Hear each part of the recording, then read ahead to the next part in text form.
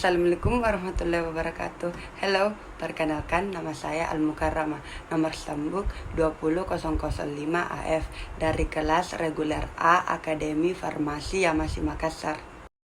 Sebelumnya, saya mengucapkan banyak terima kasih karena telah meluangkan waktunya untuk menonton video ini. Di video kali ini, saya akan menjelaskan tentang modul yang telah saya kerjakan. Pada modul ini terbagi menjadi 5 bagian. Pertama, mengkaji tentang literatur penyakit. Pada modul kedua, membahas tentang observasi lapangan. Pada modul ketiga, membahas tentang inventarisasi tanaman obat.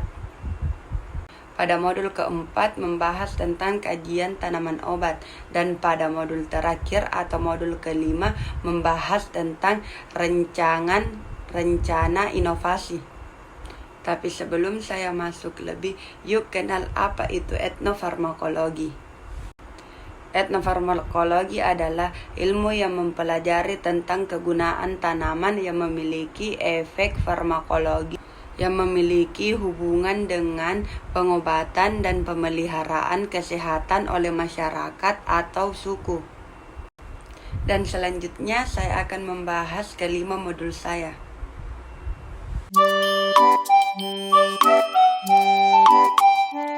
Pada modul pertama, saya akan menjelaskan definisi asma bronkial. Asma bronkial adalah suatu keadaan di mana saluran nafas mengalami penyempitan yang dikarenakan oleh hiperaktivitas terhadap rangsangan tertentu yang menyebabkan peradangan dan penyempitan yang bersifat sementara. Yang selanjutnya yaitu penyebab umum asma bronkial.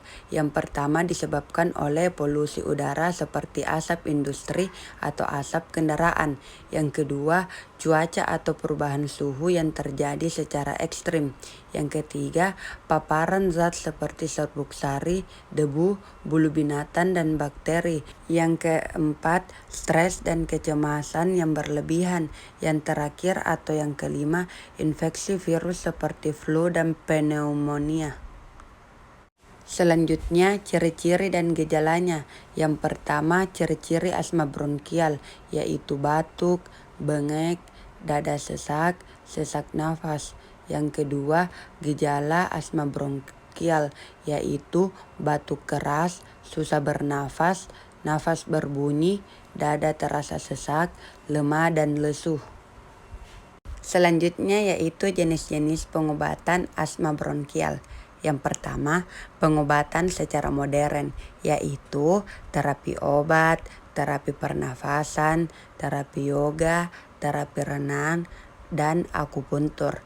Pengobatan lain secara modern yaitu pengobatan jangka pendek. Contohnya inhaler short acting beta 2 agonis. Yang kedua, kortikosteroid oral ataupun infus. Yang ketiga, obat anticholinergic. Yang kedua, pengobatan jangka panjang. Contohnya kortikosteroid dalam bentuk hirup ataupun pil untuk mengurangi respon terhadap peradangan. Yang kedua, obat modifikasi leukotriene seperti montelukast dan Xileuton untuk peradangan dan menjaga saluran pernafasan tetap terbuka. Pengobatan tradisional contohnya dengan mengonsumsi air rebusan daun miana, daun keji beling, dan daun sirsak yang diminum 2 kali sehari pada pagi hari dan malam hari sebelum tidur. Lanjut pada modul kedua yaitu observasi lapangan. Observasi lapangan dilakukan pada masyarakat Dusun Tamak Laklan, Desa Lempangang, dan Dusun Buka, Desa Bone, Kecamatan Bajeng, Kabupaten Goa. Berikut adalah salah satu responden saya.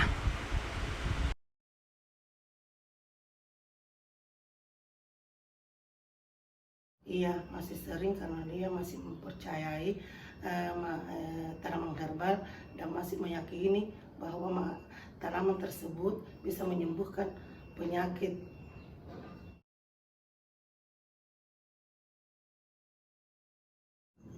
masih seperti tanaman daun pecah beling, daun sirsak, daun miana.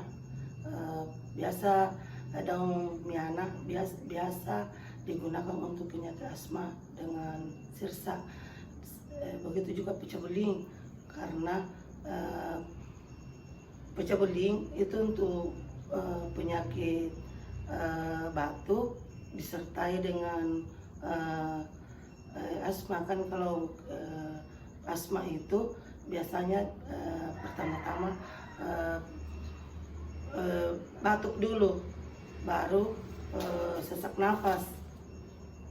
Jadi biasa ramuan tersebut biasa saya gunakan untuk direbus atau dimasak, ketiga-tiganya dalam takaran 1 sampai 2 gelas menjadi dimasak atau direbus menjadi 1 gelas, dan itu dilakukan sebanyak 2 kali 1 siang malam.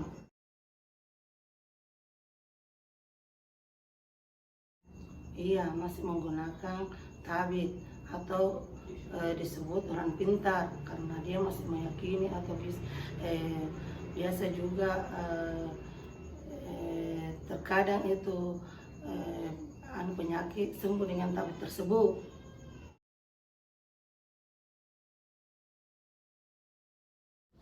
Iya, karena masih ada sebagian masyarakat mempercayai bahwa jampi-jampi atau baca-baca yang diberikan oleh tabib tersebut bisa menyembuhkan penyakit yang dia derita.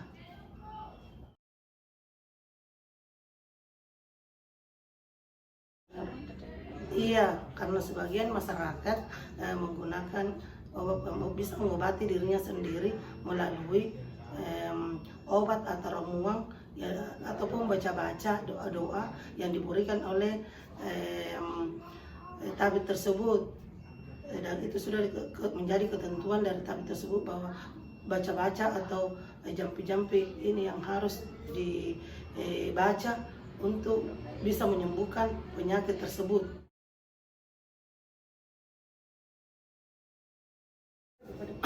Iya, disertai dengan cara penggunaannya seperti air atau daun-daun atau ramuan lainnya.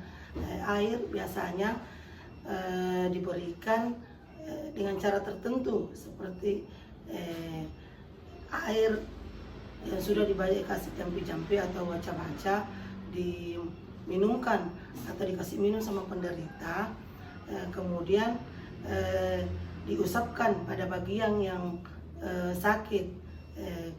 Terus kalau daun, biasanya daun tersebut sudah diberikan jampi-jampi atau baca-baca, baru diberikan sama penderita sesuai dengan takaran atau cara-cara bagaimana caranya. Biasa daun tersebut direbus dan diberikan takaran atau diberikan caranya untuk diminum 1 sampai 2 kali. Terus ada juga daun yang diberikan terhadap penderita dengan cara menempelkan atau diusap di bagian yang sakit.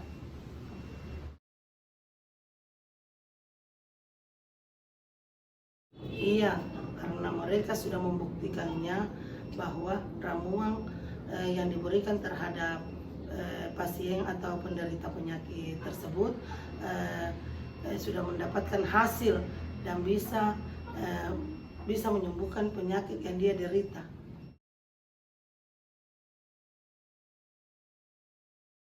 Iya, karena masyarakat mempercayai keduanya, karena kadang-kala masyarakat menggunakan tabib dengan menghasilkan hasil dan bukti. Begitu juga kefarmasian bisa mendapatkan hasil yang sama-sama bisa menyembuhkan. Dari tabib bisa juga menyembuhkan, obat yang diberikan oleh tabib biasanya juga menyembuhkan penyakit yang dia derita. Dan begitu juga dari kefarmasian, obat yang dia diberikan ke penderita, bisa juga menyembuhkan penyakit yang tersebut.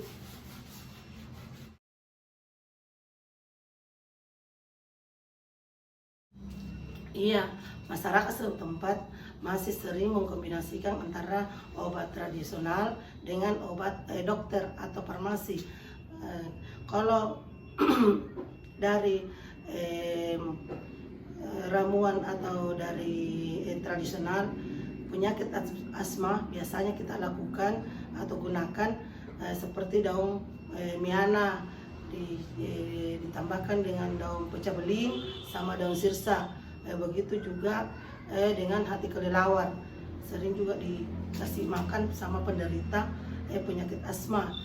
Kalau dari ke farmasian, biasa kita gunakan alat nebo atau dikasih obat minum.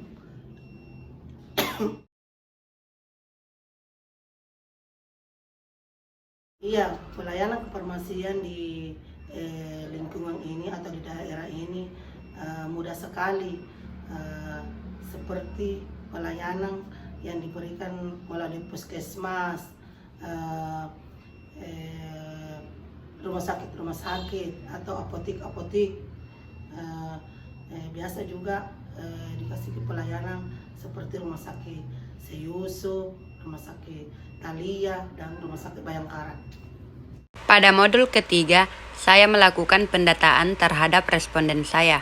Bagaimana cara mengelola ramuan tanaman obat yang dipercaya dalam pengobatan penyakit.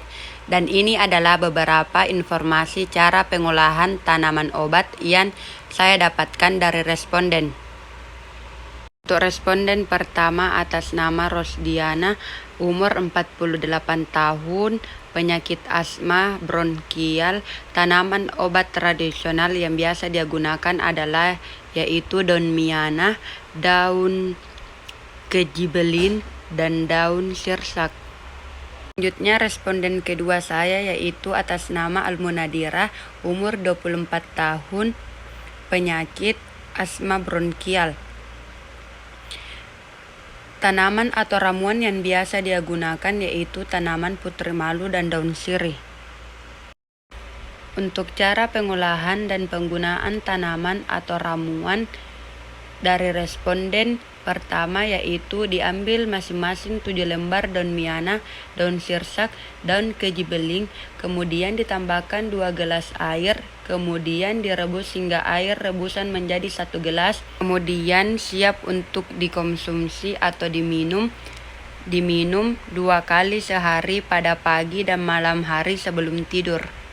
Kemudian untuk cara penggunaan dan pengelolaan untuk responden kedua yaitu diambil 5 lembar daun sirih, kemudian dihancurkan sampai halus, lalu dituang setengah gelas air panas, lalu diminum airnya yang sudah disaring.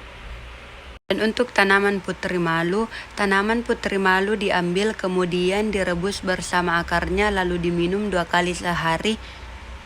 Di modul keempat, yang saya lakukan adalah mengkaji tanaman berkhasiat yang digunakan oleh masyarakat dalam pengobatan secara empiris, juga mencari tahu kandungan senyawa aktif yang terdapat pada tanaman. Yang pertama yaitu daun miana yang memiliki nama latin Coleus atropurpureus. Bagian yang digunakan yaitu daun, memiliki kandungan senyawa aktif berupa saponin, steroid, minyak atsiri, senyawa rosmarinic acid, dan flavonoid. Kedua yaitu daun sirsak yang memiliki nama latin Annona muricata L. Bagian yang digunakan yaitu daun.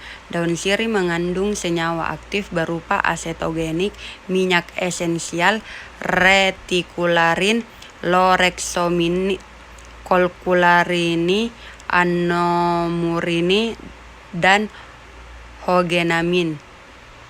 Yang ketiga yaitu daun kejibelin atau pecabelin yang memiliki nama latin Strobilanthes cryptus L. Bagian yang digunakan yaitu daun, mengandung senyawa aktif yang berupa flavonoid, saponin, steroid, dan triterpenoid. Yang keempat yaitu tanaman putri malu yang memiliki nama latin Mimosa pudicallin. Bagian yang digunakan yaitu daun atau seluruh bagian tumbuhan yang mengandung senyawa aktif, flavonoid, tanin, dan saponin. Yang terakhir atau yang kelima yaitu daun sirih atau leko yang memiliki nama latin yaitu Piper betel L. Bagian yang digunakan yaitu daun mengandung senyawa turunan senyawa fenol.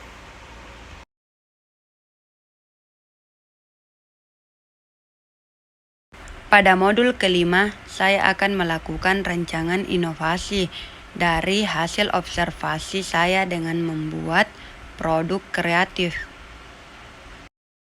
yaitu dengan memanfaatkan daun miana sebagai kapsul daun miana untuk mengurangi rasa pahit pada daun miana dan agar masyarakat suka terhadap sediaan tersebut karena membantu untuk mengurangi atau menghilangkan rasa pahit pada daun miana sehingga mudah untuk dikonsumsi, dengan harapan saya agar produk saya nanti bermanfaat bagi kesehatan dan bisa dinikmati oleh semua kalangan serta salah satu pengembangan ilmu pengetahuan sehingga dapat menambah wawasan yang mengenai kapsul daun miana.